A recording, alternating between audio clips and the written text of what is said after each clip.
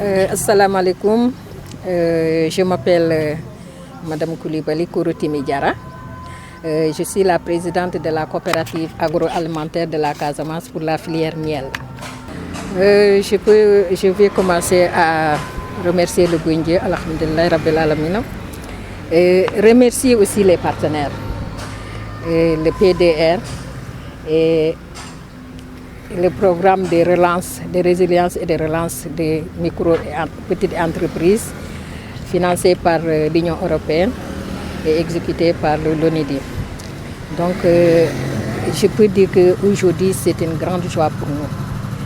Si vous savez cette souffleuse là où elle doit nous mener, vraiment, je peux dire que c'est une grande joie pour nous et une grande chance pour nous et toute la Casamance et la sous-région même. Parce qu'aujourd'hui, dans la zone, on a tellement de transformatrices et de transformateurs, en manière générale, qui aujourd'hui ont des problèmes d'emballage. Si je prends l'exemple de la coopérative, par exemple, qui a bénéficié de ces beaux bijoux, nous produisons plus de 10 000 litres de miel par an. Et si vous savez combien de fois on souffre pour accéder à cet emballage-là, pour conditionner notre miel, vous comprendrez aujourd'hui la joie qui m'anime pour l'inauguration de cette beau bijou. Les difficultés que nous rencontrons pour accéder à ces emballages-là. Nous sommes à peu près à 700 km de Dakar. Et c'est à Dakar que nous nous approvisionnons en emballage. D'abord, il y a la distance, c'est un. Deuxièmement, c'est le prix d'acquisition. À quel prix on accède à ces emballages? Troisièmement, c'est le transport. Presque on perd 5 à 10% de nos emballages avant d'arriver à Kola. Donc vous voyez les difficultés que nous rencontrons pour vraiment accéder, s'approvisionner en emballage. Si aujourd'hui, avec notre partenaire qui est le PDR, qui vraiment a eu l'idée de nous bénéficier de cette machine, on ne peut que saluer cette initiative. Et aujourd'hui, cette machine, elle va lutter contre d'abord le problème d'emballage, contre le chômage des jeunes et des femmes.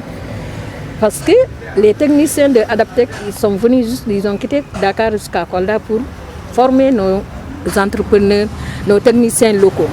Donc ce sont des jeunes qui vont travailler au niveau de cette unité-là.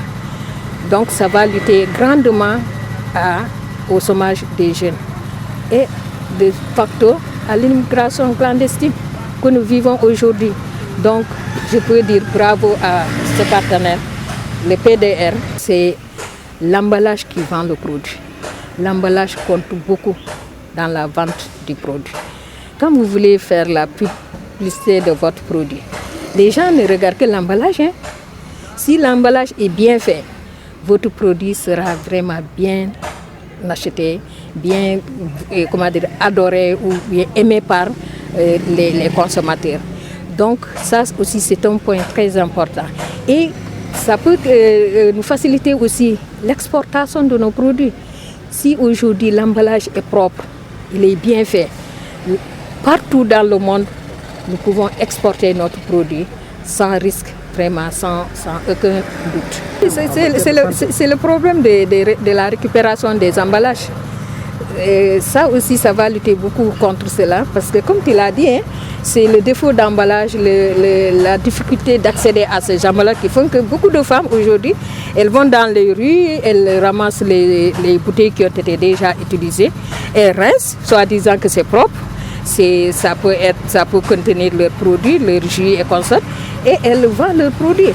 Là aussi, c'est un autre problème qui est là, le recyclage des emballages. Donc ça aussi, la machine va lutter contre cela. Parce qu'aujourd'hui, une femme qui veut produire son jus ou bien ses sirops et consorts, elle a des problèmes à envoyer jusqu'à Dakar. Parfois, c'est l'acheminement qui pose problème.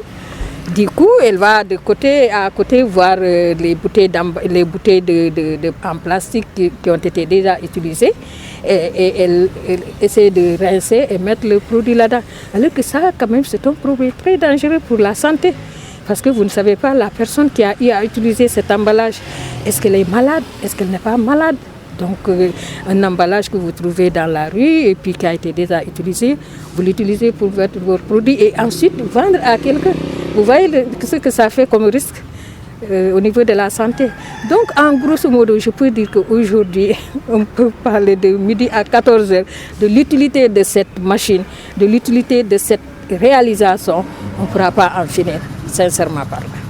Merci. Tout à l'heure dans mon discours, je disais qu'on a eu à bénéficier aussi d'une formation en marketing digital. C'est un outil très très important parce que ces partenaires-là, ils savent ce qu'ils font. Hein? Parce qu'ils ont démarré par le marketing digital, ensuite mettre à notre disposition cet outil-là. Donc ça va nous permettre de faire vraiment la promotion de cet outil, la promotion de notre produit et même la promotion de nos produits que nous mettons dans ces emballages, c'est-à-dire le contenu, pas le contenant seulement. Donc cet outil, le marketing digital, va vraiment nous permettre de booster notre production parce que quand la clientèle est là, forcément il faut que ça joue sur la production. Donc on sera obligé, peut-être que tout à l'heure je vous disais qu'on produit jusqu'à 10 000 litres de miel, pourquoi pas jusqu'à 15 000, 20 000, pourquoi pas, parce qu'aujourd'hui il y a l'emballage qui ne pose plus de problème. Donc on va produire comme nous voulons et on va conditionner vraiment comme il le faut.